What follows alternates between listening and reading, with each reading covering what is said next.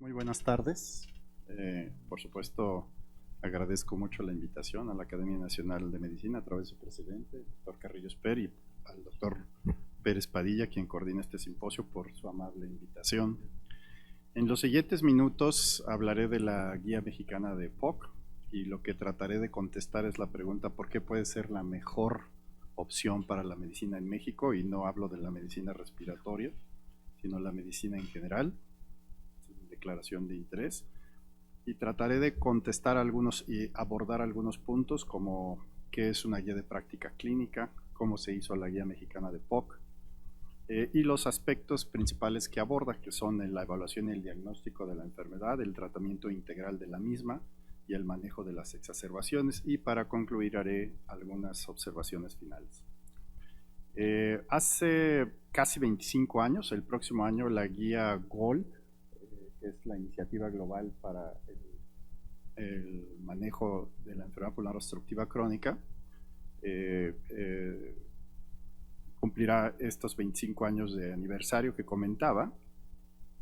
Y es algo muy interesante porque cuando hablan, al menos a nivel de la medicina respiratoria, y preguntan cuál es la guía que usas, yo les diría que el 90% de los neumólogos o más probablemente contesten la guía GOLD. Interesantemente, la guía o GOLD no se autodenomina una guía, se denomina como un documento. Yo sí creo que es una guía, pero es un instrumento muy interesante que revisa la evidencia científica cada año, la actualiza. Como pueden ver, ya está el reporte 2026, se publicó hace una semana, pero es una guía autogestionada hacia la mejor evidencia y hacia el manejo de la enfermedad en las mejores condiciones de la medicina, y también autogestiona investigación. Entonces, lo que dice la guía no necesariamente es lo que debe hacer un clínico común en todos los niveles de atención. Nosotros hace 5 años decidimos hacer una guía mexicana. Mucha gente piensa que hay muchas guías o que hay pocas. Yo he aprendido en los últimos 10 años trabajando guías nacionales e internacionales que nunca hay suficientes guías y que nunca habrá y que no se compiten. La razón es que la evidencia es infinita, porque todos los días se publican muchas cosas y porque el desafío está en revisar la evidencia y usarla para el campo clínico, y ese es el reto de una guía. En la primera edición de la guía mexicana decidimos hacer una adaptación de GOLD y luego aprendimos que no era como que lo más adecuado, y en la última edición decidimos hacer una guía original. Una guía original es un trabajo enorme y por eso explican que no se hagan tan frecuentemente. Las primeras guías nos ha tomado un año de gestión y un año de desarrollo, y eso es muchísimo tiempo porque cuando la terminan ya deberían estar haciendo una guía nueva. GEMEPOC 2025 es un esfuerzo institucional, principalmente de una colaboración del Instituto Nacional de Enfermedades Respiratorias y de la Sociedad Mexicana de Neumología y Cirugía de Tórax. Y es un trabajo de 14 autores principales, 39 coautores que tienen representación nacional y representación multiinstitucional. Es decir, de todos los estados, o la mayoría de ellos, y de las instituciones. Y la pregunta que trataré de contestar primero es, ¿qué es una guía de práctica clínica? Una guía de práctica clínica, como internacionalmente es definido, son recomendaciones destinadas a optimizar la atención del paciente. Se basan en una revisión sistemática de la evidencia con una evaluación basada en riesgo y beneficio de las opciones de atención, reducen la variación injustificada en la práctica clínica y la aplicación práctica de la investigación, mejoran la calidad y la seguridad de la atención médica, pueden utilizarse como recomendaciones de buenas prácticas y para evaluar la práctica clínica de los profesionales de la salud y por supuesto de las organizaciones. No se consideran normas o reglamentos. En México tenemos las normas oficiales para el manejo de algunos aspectos importantes de la medicina, pero curiosamente o interesantemente, también controvertidamente, cada vez se usan como una referencia para la medicina en el sentido administrativo legal. Y para nosotros algo muy importante, ayudan a educar y capacitar a los profesionales de la salud. De hecho, ustedes saben, por ejemplo, que exámenes relevantes como el Examen Nacional de Residencias Médicas se basan mucho en guías de práctica clínica. Por supuesto, también están dirigidas a los pacientes, no están dirigidas solo a los médicos. Entonces, toda guía debería tener un componente de difusión y de implementación a nivel de los pacientes. Y eso es una gran deuda que tenemos a nivel mundial. Y por supuesto, ayudan a la toma de sus decisiones. Y por supuesto, también influyen en los resultados de la atención, pero necesitan ser difundidas e implementadas de manera eficaz. Dicho esto, podríamos preguntarnos cómo hicimos la guía. Lo primero que deben proponerse cuando hacen una guía de práctica clínica es, por supuesto, apegarse a los criterios de calidad. Lo más importante es la transparencia con lo que la hacen, el manejo de conflictos de interés, la composición del grupo de desarrollo que tiene que tener la representación adecuada, multidisciplinaria, de todos los niveles de atención, al menos a los que esté dirigida, que la revisión de la evidencia sea sistemáticamente definida, intensa, exhaustiva y después analizada. Y con base en esto deben hacer recomendaciones que deben estar validadas, aprobadas por un grupo experto, que es el consenso de expertos, y que deben de tener después revisiones externas y actualizaciones pertinentes. No es un documento aislado, es una línea de trabajo de largo plazo y eso es lo que nos hemos propuesto hacerlo de nuestras instituciones. Miren, este es el proceso global para el desarrollo de una guía de práctica clínica y habitualmente nos enfocamos, cuando pensamos en guías, al menos los desarrolladores, se piensa que solo el primer punto, que es el desarrollo del documento, es la guía.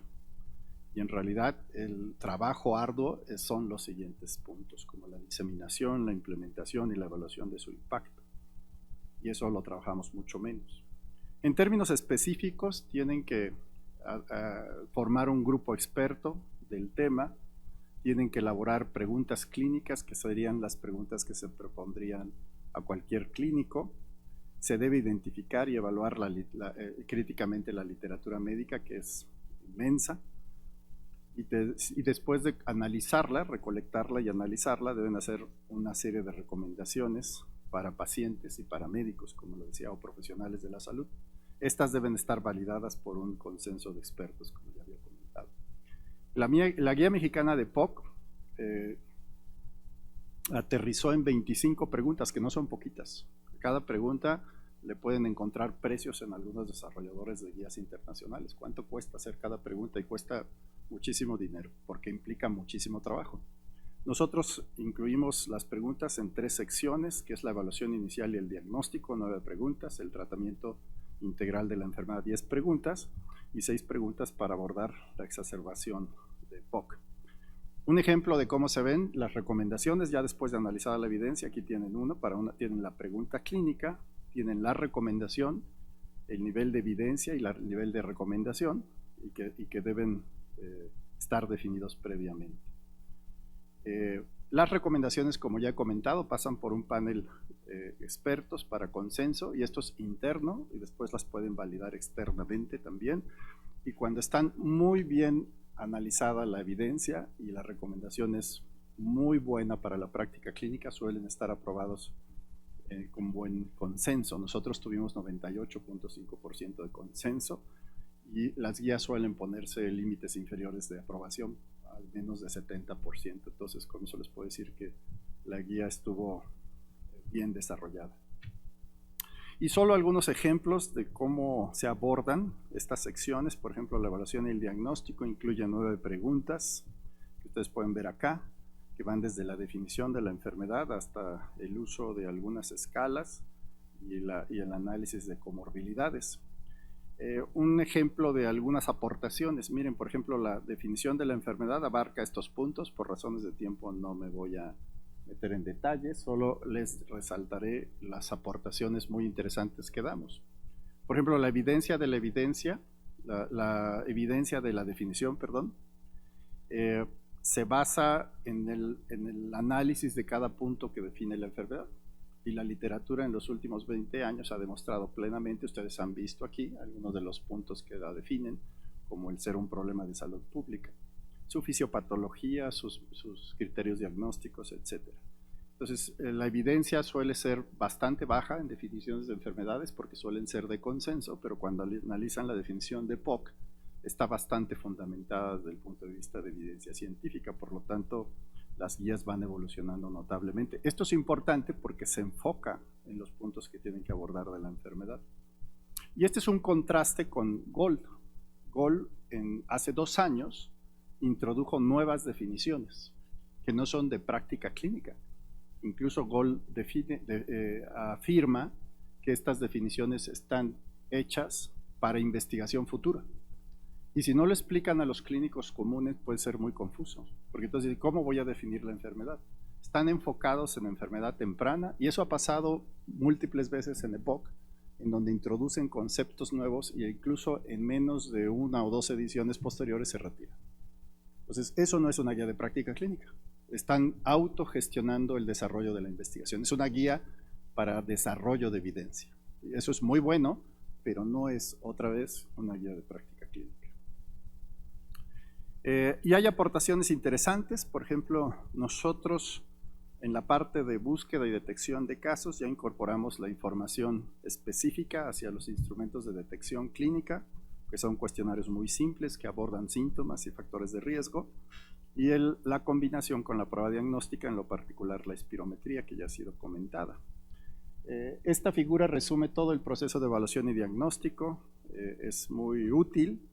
Pueden ver desde la sospecha de la enfermedad, la población blanco, los factores de riesgo, los síntomas, la evaluación diagnóstica con espirometría, que es diferente en algunos aspectos de GOL, sobre todo en definiciones de obstrucción, y las pruebas complementarias que se han ido definiendo mejor en los últimos años, que van desde el uso de escalas clínicas, útiles para la evaluación y el manejo, la definición de comorbilidades, los estudios de laboratorio, de imagen, y por supuesto, de pruebas de función pulmonar complementarias. La guía GOLD hace 1 año cambió el uso de espirometría. Por ejemplo, veníamos de muchos años de usar la espirometría con broncodilatador para diagnóstico y se quitó para diagnóstico de exclusión, es decir, para decir que no existe POC, basta con una espirometría simple. Y aquí hubo una discusión amplia porque en salud pública y en primer nivel de atención no pueden quitar algo que no se ha acabado de implementar, que es la espirometría, y el doctor Hernán Centeno ya habló al respecto, ¿no? Ese es un ejemplo de lo que tienen que evaluar en su ambiente propio. Entonces, no acabamos de implementar y ya lo estás retirando. No, bueno, es más importante para nosotros seguir implementando la prueba en condiciones correctas, completas, antes de evaluar un retiro de los criterios. Las escalas de síntomas se han ido definiendo cada vez mejor, son fundamentales, sobre todo para la prescripción de medicamentos. Se usa la escala de disnea y la escala de síntomas CAT, pero yo quiero resaltar este aspecto, que es también un ejemplo de la adaptación de la información local. Esta es la escala de pronóstico de mortalidad. Es una variante de la escala inicialmente descrita de manera internacional, que es la escala BODE, y que aborda las variables pronósticas de mortalidad y que se refieren al índice de masa corporal, al grado de obstrucción, al nivel de disnea y a la capacidad de ejercicio medido por una prueba de caminata de 6 minutos. El doctor Pérez Padilla y el grupo de investigación en tabaquismo y EPOC validó la escala para México, y algo muy interesante que ustedes pueden ver acá, cuando ustedes abordan las variables pronósticas, que en la escala mexicana se llamó BOSA, o BOSA 90 o BOSEA 90, son casi las mismas. Se refieren al índice de masa corporal, la obstrucción, el tabaquismo, el ejercicio, la edad y la oxigenación debajo de 90%. Y cuando ustedes analizan todas las variables pronósticas en México, pueden ver los puntajes de ambas escalas, y el más importante pronóstico es el tabaquismo. Le sigue el uso de oxígeno, el estilo de vida también puede influir, y eso es lo que impacta en el pronóstico, y es algo que a veces se discute poco en algunas guías. Las guías también creo que, sobre todo por alguna evolución de la evidencia, se han enfocado mucho en abordaje de medicamentos. Entonces, cuando ustedes muchas veces ven guías, son guías de tratamiento farmacológico. De hecho, GOL se refiere a la guía, al tratamiento no farmacológico como un tratamiento complementario. Entonces, la pregunta, ¿qué es más importante en el tratamiento? Entonces, si tiene más pronóstico la cesación de tabaco, pues no puede ser un tratamiento complementario, es un tratamiento primordial.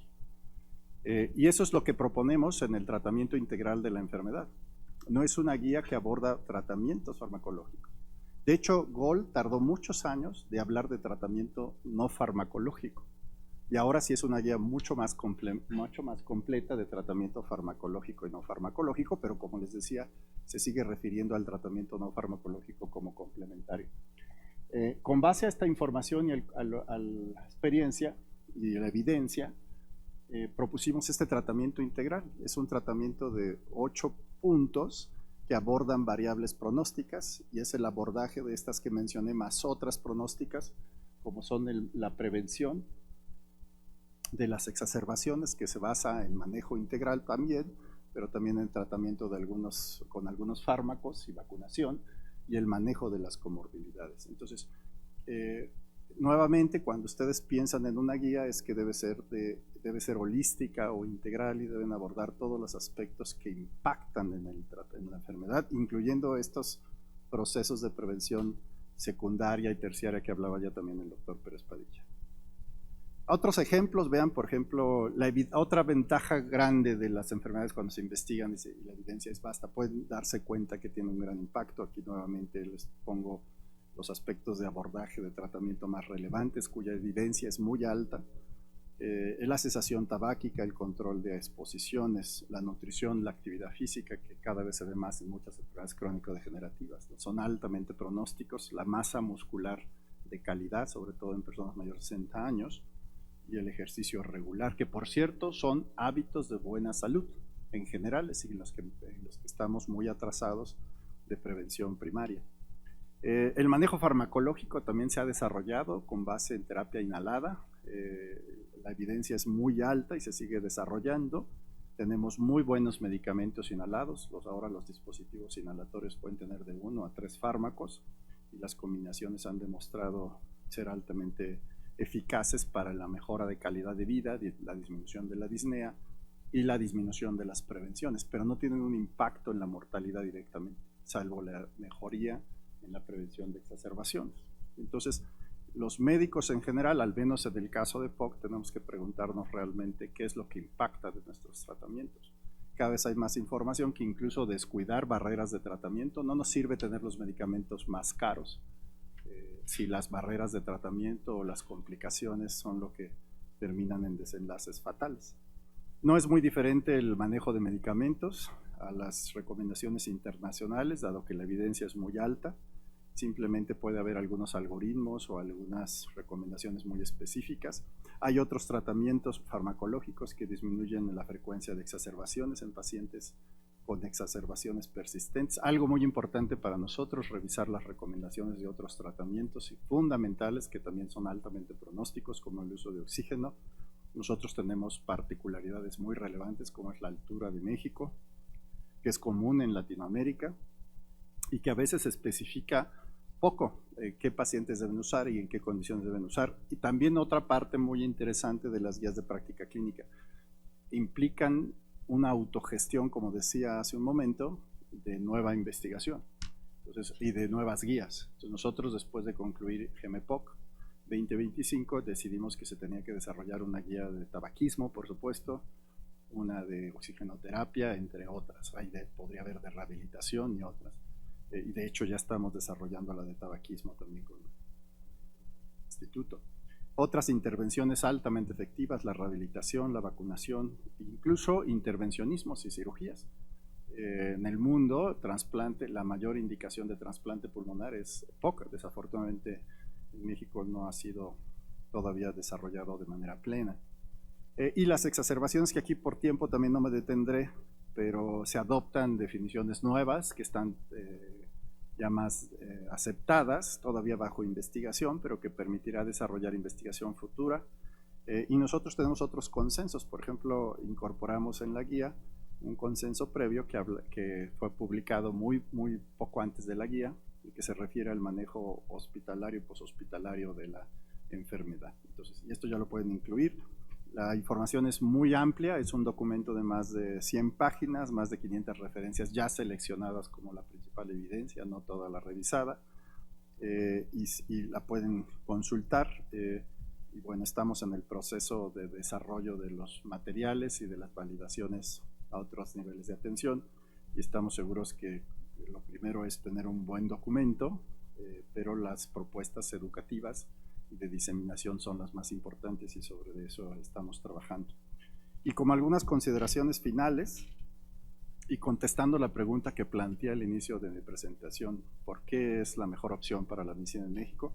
Bueno, aquí yo observaría primero que es una guía de práctica clínica original, no es una adaptación de ninguna guía. Se desarrolló bajo estándares de calidad internacional. Por supuesto, ahora, aunque es controvertido, pero ahora cuando hacen una guía también revisan lo que dicen otras guías, y eso lo pueden encontrar en GEMEPOC, y discuten esa parte, ¿no? ¿Qué tanto difiere? Las recomendaciones fueron hechas y validadas por expertos mexicanos para profesionales de la salud y para pacientes mexicanos y mexicanas. Y estas recomendaciones son objetivas, aplicables, integrales y adecuadas para el sistema de salud mexicano, y se espera que contribuyan a mejorar la calidad de atención. Yo con eso concluyo mi presentación y agradezco nuevamente mucho la invitación.